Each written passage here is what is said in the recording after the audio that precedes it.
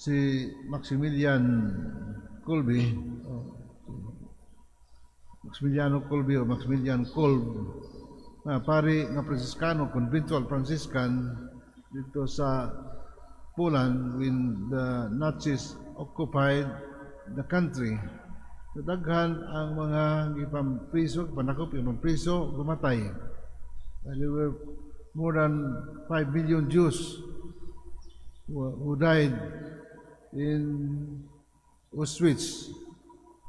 And siya, tungod kay dunay kanang nahitabo nga eskapo dito o tungod kay dakong silot ni pamtang ang usas kasunalo si tawag Polish Army Francis apelyido ni mabasa kay German man kanang among Latin nga gipagutman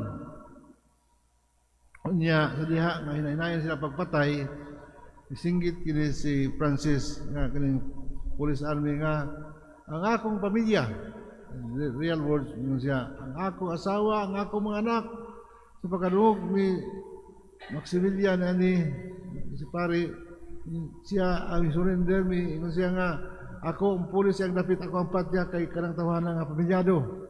Musa I was starved for 2 weeks. Hangtod ang paway pagkaon, way tubig. After 2 weeks nga starving, Isiagi was killed with lethal injection. Mo ta nga kamatyan. Heroic na iyang gibuhat na pagluwas sa tao na pamilyado. Kanang ingon, I may die so that others may live. Ako matay aron ang tanan mabuhi. Muna ang prinsipyo ni Kristo. Fast forward. Ano sa Ebanghelyo. Kanang Peter thought that he was generous enough when he said, Lord, how many times must I forgive my brothers and sisters? 7 times? Sa mga Hudiyo, kulura kahigayon. Kanato sa usara. Ligas paka manato. Sa mga Hudiyo, pinaka-generous na ang tulo kahigayon. Pasaylo ang tao, tagag chance. Pero para kang Pedro, palabuan niya. 7 times? No, not 7 times.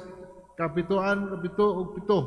Ingon, Jesus. Meaning, kanabang why limit ang pagpasaylo. Para sa Ginoo. How many times must I forgive my brothers and sisters? 7 times? No, but until 7 times 7. Peter's answer is very human. We all want limits when forgiveness feels so heavy. 7 times already sounds generous, but Jesus takes away the limits of forgiveness. Forgiveness to Him is not about counting. It's not a question how many times we fall into sin, but the question how many times we rise up from our sins. Kapitan tayo bangon, that is very important sa Ginoo. Kay, anong, kanabang unlimited man pasaylo, tungkol kay kita kanunay makasala. Daw kita makasala. So, it's not about counting how many times kundi kung nakasabot ang Ginoo, our human frailties nga nasala kita mo sa unlimited ang pagpasaylo kato ang ato sa buhaton musundog kaniya nga mao ang pagpasaylo. Unsa may namalandog ko unsa ako atong spiritual benefits nini. Una, kanabang malinawon ko kasing-kasing. Kung yung Kristiyano ta, nagtuto sa Ginoo o sitag ampo, nagsuot sa Ginoo, unsa ano pagsuot sa Ginoo kung doon natay anger inside. Muna, spiritual benefits ang kalinaw. Ang kalinaw sa ato kasing-kasing, kalinaw sa uban. Kaduha, ang makita diha ang health benefits. Kadto mga tao nga kanang masukanon kadto musamot taas ang pressure, blood pressure, mutaas ang kining blood sugar.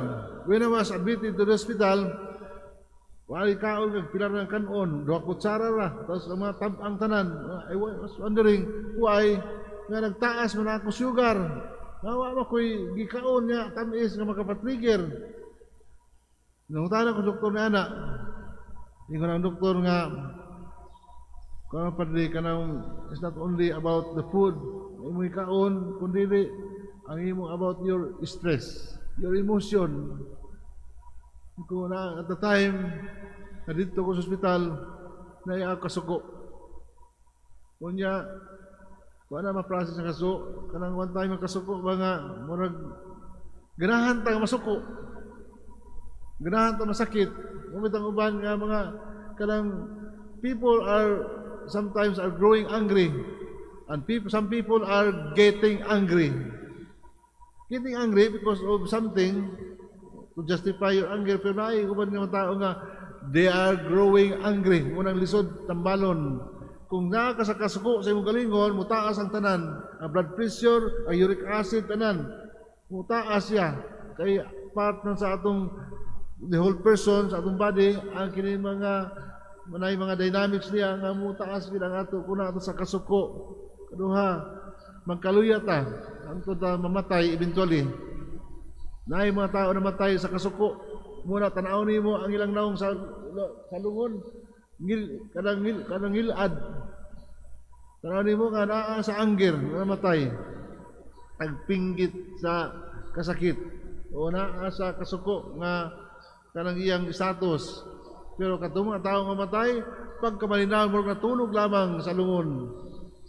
Muna ang ato makita nga ano man ang Ginoo importante para kaniya ang pagpasaylo kay kini dunay kanang health benefits kanato spiritual benefits muna nga kita dili ta magbaon ng kaso kung kita matay kay di ta mahilangit.